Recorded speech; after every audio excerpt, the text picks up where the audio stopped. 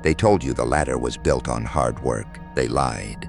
They sat you down in orientation and spoke about synergy, integrity, and merit. They painted a picture of a climb where the most capable reach the summit.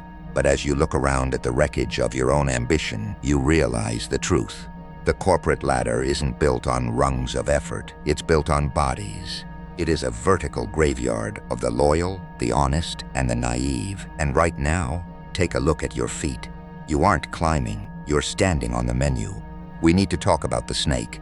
Every office has one. Every department nurtures them. This isn't just a bad boss or a difficult colleague. Those are human problems. The snake is a different species entirely. This is a predator that has mastered the art of human mimicry. They use professional jargon as camouflage. They speak in the tongue of process improvement and team alignment while they wrap their coils around your neck. They don't want your cooperation. They want your soul as fuel for their next promotion. They are office sociopaths, calculating, cold, and completely devoid of the empathy you're still trying to use to connect with them. That is your first mistake. You are trying to reason with a creature that only understands leverage. If you're looking for a shoulder to cry on, look elsewhere. We aren't here to file a grievance. We aren't here to hope things get better, and we are certainly not here to complain to HR, the department designed to protect the institution, not the individual. We are here for something much more surgical. We are here to map the venom.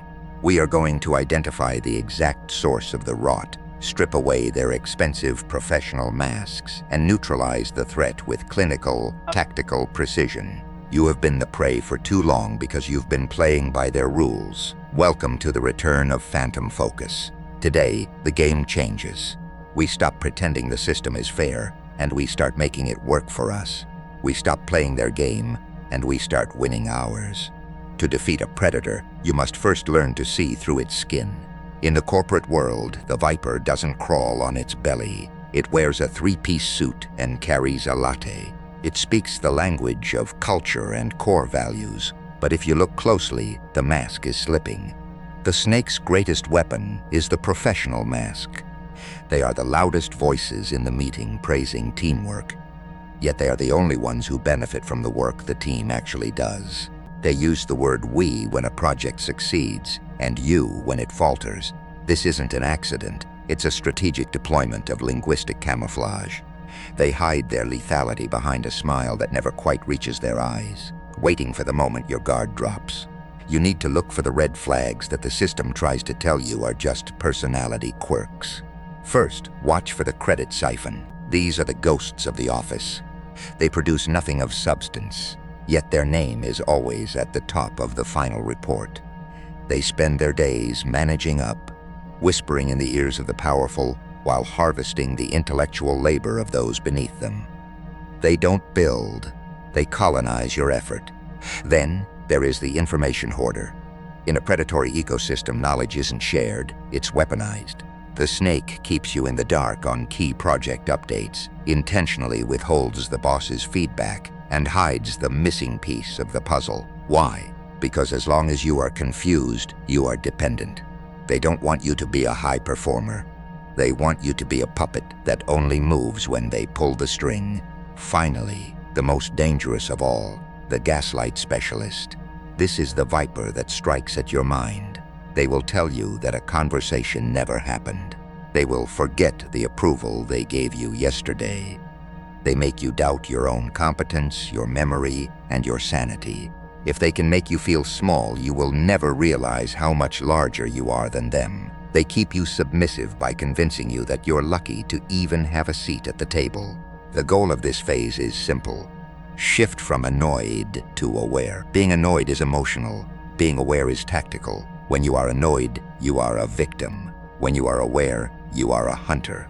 You must stop reacting to their moves and start predicting them. Document the patterns. Study the strike zones. You cannot kill what you cannot see. And now, the lights are coming on. To understand why the viper thrives, you must understand the soil that feeds it. You keep asking yourself how leadership can be so blind to the toxicity in front of them. The answer is colder than you think. They aren't blind, they're satisfied. Corporations do not prioritize morality. They prioritize predictability. The snake understands this better than you do. While you are busy trying to be good at your job, the snake is busy being useful to the machine. They provide short-term spikes in productivity by squeezing the life out of their subordinates. To a CEO looking at a spreadsheet from 30,000 feet, fear looks exactly like efficiency. High turnover looks like trimming the fat. Your burnout is just an operating expense. The system doesn't punish the snake because the snake is the system's most effective tool for extraction. Look into the glass. The mirror effect reveals a devastating truth. If you are standing in a boardroom and the most manipulative, hollow person in the room is the one holding the gavel, you aren't in a workplace. You are in a nest. If the system rewards the predator, the system is designed to consume the prey. You cannot fix a building that was designed to burn. You can only decide whether you're going to be the fuel or the fire. The most expensive cost of this system isn't your salary. It's the psychological toll. These abusers are parasites of attention. They don't just want your labor, they want your headspace. They want you rehearsing arguments in the shower. They want you checking your email at 2 a.m. with a pit in your stomach. They want you hyper-fixated on their next move. Every minute you spend worrying about a corporate snake is a minute you aren't building your own empire. Every ounce of energy you spend trying to fix the rot is energy stolen from your own ascent. They drain your focus because focus is the only currency that can actually buy your freedom. They keep you locked in a cycle of defensive thinking so you never have the clarity to go on the offensive. They don't just want to outwork you, they want to occupy you. It's time to evict them. Knowing the enemy is intelligence, neutralizing them is execution. It is time to move from observation to the cold tactical purge. This is not an emotional outburst. It is a calculated, systematic removal of their influence over your life. Phase 1. Radical transparency. The snake thrives in the gray area, the unrecorded hallway chat, the casual verbal command that contradicts company policy. They hate paper trails because light is a disinfectant. From this moment on, your rule is simple. If it isn't written, it didn't happen. Every time they give you a vague or threatening verbal instruction, you follow up with a clinical email. Per our conversation, I am confirming your request to. You aren't being difficult. You are being precise. You are building a digital cage of facts, and eventually, the snake will realize that every time they try to bite you, they leave a fingerprint on the record. Phase 2. Starving the beast. Predators feed on reaction. When they gaslight you, they are looking for the flicker of fear in your eyes. When they bait you, they want your anger. Your emotions are their fuel. Cut the supply. You must become a phantom. Be impeccable in your output so they have no professional leverage, but become a ghost in your vulnerability. Give them nothing but short, polite, and neutral responses.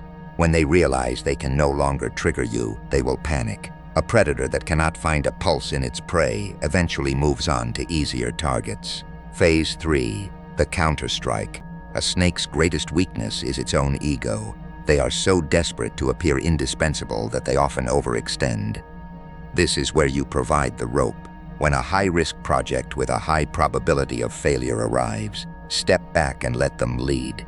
Use their own desire for credit against them. Publicly defer to their expertise and vision.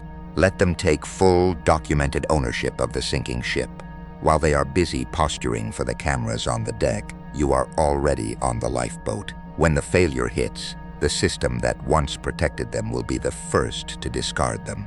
Phase 4.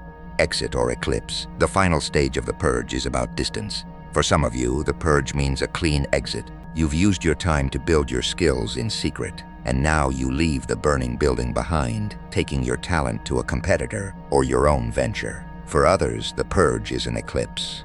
You work with such quiet, lethal efficiency that you eventually outgrow the snake's shadow. You climb so far above the nest that they can no longer reach your heel. You don't need to win a fight in the mud. You just need to be the one standing where the mud can't reach. The purge is complete, and the smoke is clearing. But this wasn't just about removing a person. It was about a fundamental shift in your internal architecture. You are no longer a victim navigating a system designed to exploit you. You are the architect of your own environment. You have moved from a position of defense to a position of absolute sovereignty. You don't ask for permission to succeed anymore. You simply occupy the space you've earned. To sustain this, you must construct a mental fortress. The corporate world will always try to bridge your walls with guilt, loyalty, or the fear of being replaced. Let them try. Within your fortress, you hold a truth they cannot touch. Your worth is not a line item on their spreadsheet. Your value isn't determined by a quarterly review or the whims of a mid-level sociopath. You have detached your identity from their title. When they realize they can no longer manipulate your sense of self, their power over you evaporates instantly. We are living in a new era. The new rule is simple. The only merit that matters is the one you command. The old world of waiting for a thank you or a gold watch is dead. If you find yourself in a system that is pure poison, you have two choices. You can become the antidote, the one who builds a subculture of such undeniable excellence and integrity that the rot cannot penetrate your circle. Or you become the predator that thrives in it. Not a snake, but something higher on the food chain. You learn to breathe the toxic air and use it as fuel. You master the politics, the power plays, and the psychology not to hurt, but to ensure that no one ever dares to move against you again. You don't just survive the predatory ecosystem, you dominate it. The ladder is still there, but you're not looking up at it with hope anymore. You're looking down at it with a cold, calculated understanding of exactly how it works. You've risen, and from this height, the view is finally clear. The masks are off, the vipers are exposed. You see the corporate world for what it truly is, a theater of shadows and a trial by fire. You have the map, you have the tactics, and you have the focus. The only variable left is your resolve. What is your next move? Are you going to slip back into the comfortable lie of the meritocracy? Or are you going to step into the role you were born to play? This is where the world splits between those who are consumed and those who conquer. At Phantom Focus, we don't believe in just surviving the chaos. We don't just watch the world burn. We use the heat to forge something stronger. We take the wreckage of a broken system and use it as the foundation for an empire that cannot be shaken. The time for hesitation is over. The system is yours to take. Stay focused.